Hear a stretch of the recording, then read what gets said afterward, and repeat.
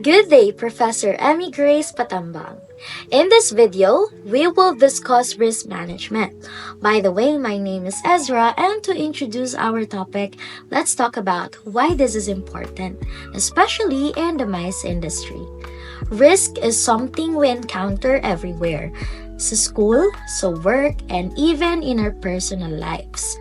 Sa events naman, especially in the mice industry, managing risk is crucial para masiguradong maayos, ligtas, at successful ang event.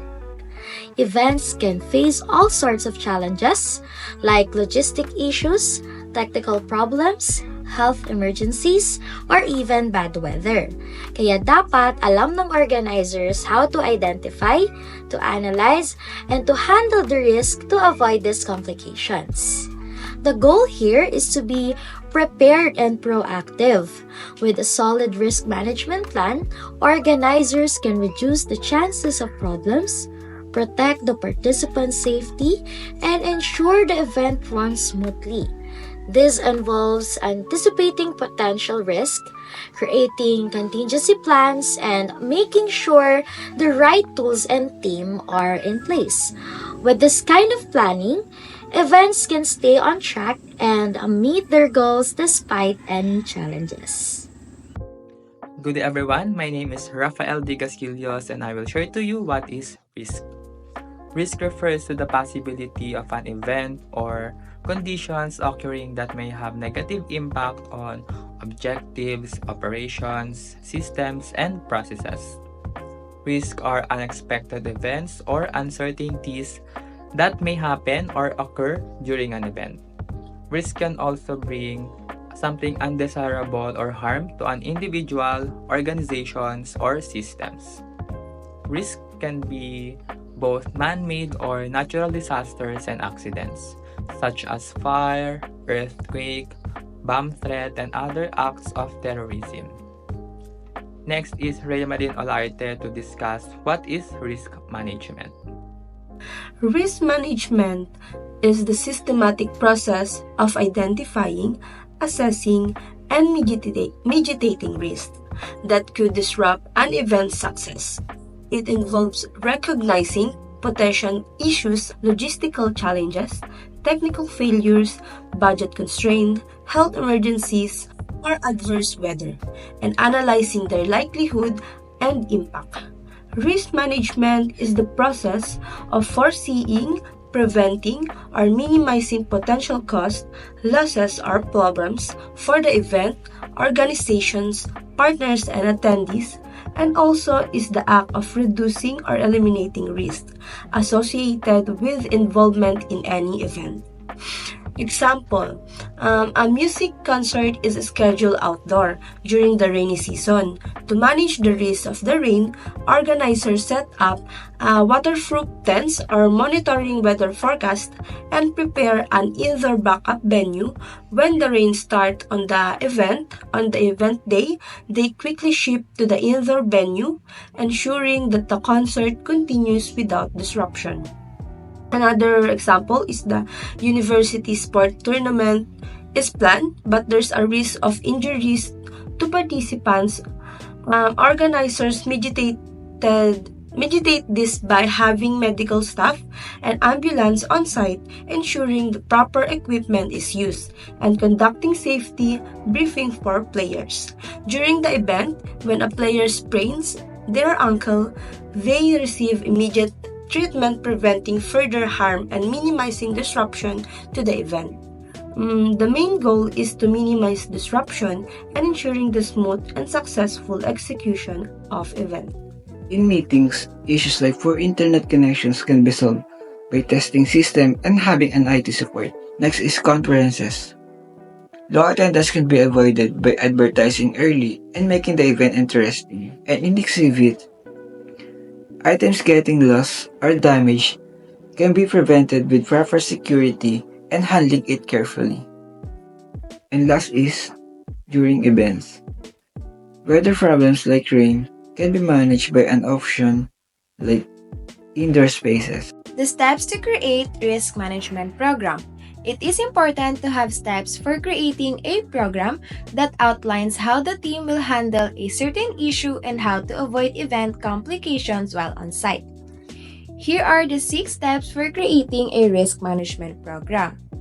The first step is to identify potential risk, which is where brainstorming comes in.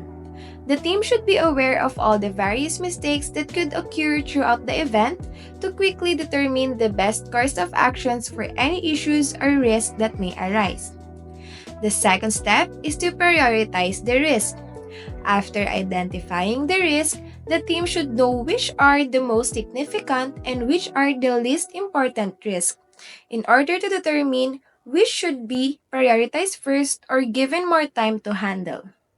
For our third step in creating a risk management program is to document actions by listing the steps necessary to effectively identify high priority risks.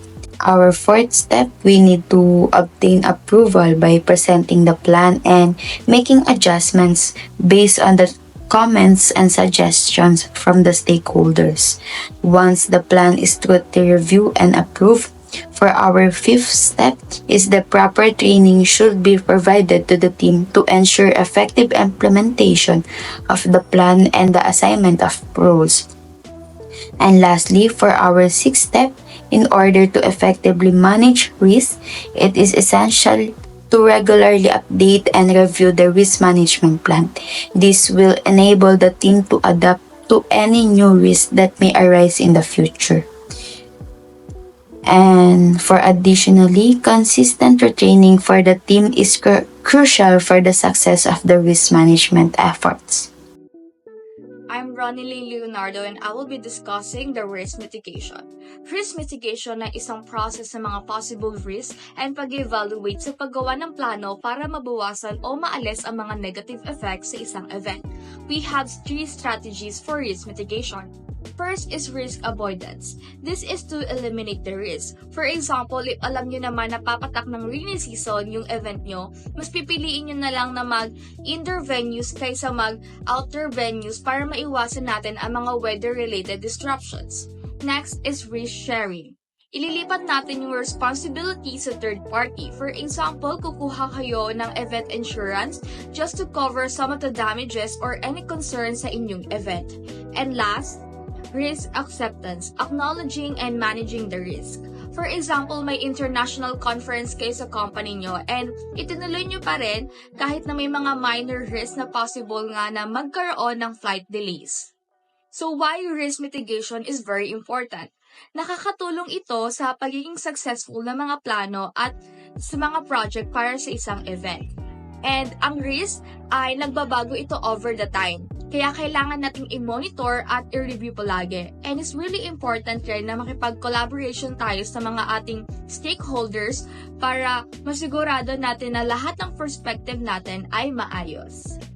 Risk mitigation is the process of identifying and addressing potential threats to a business or project to minimize their impact.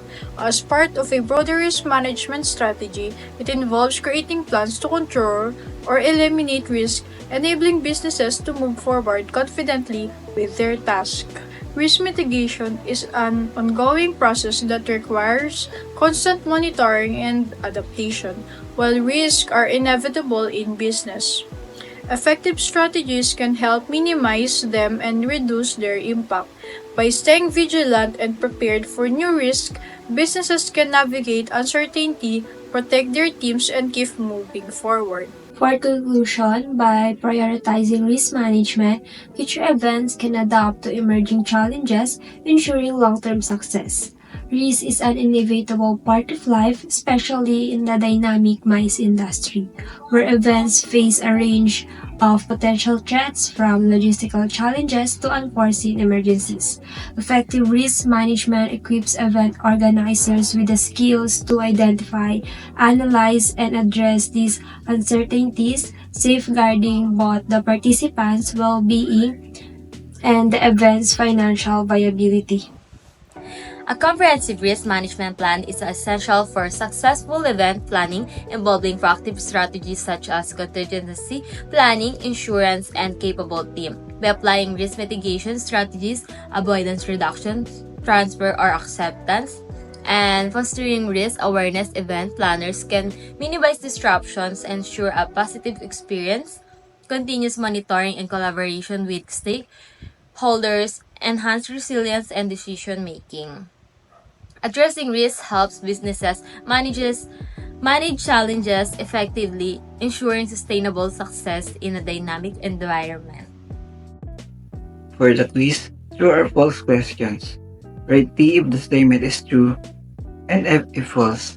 For activity, choose only one scenario and identify the potential risks and come up with mitigation strategies. The scenario 1, you are organizing a large outdoor conference in a city park during the summer. The weather forecast predicts a chance of a thunderstorm on the event day. And scenario 2, you are planning a conference with over 1,000 attendees. One of the keynote speakers has canceled at the last minute due to a personal emergency. And last is the scenario number 3. You are planning a large food festival. Due to limited space and high demand, the event may become overcrowded, creating safety hazards and long wait times.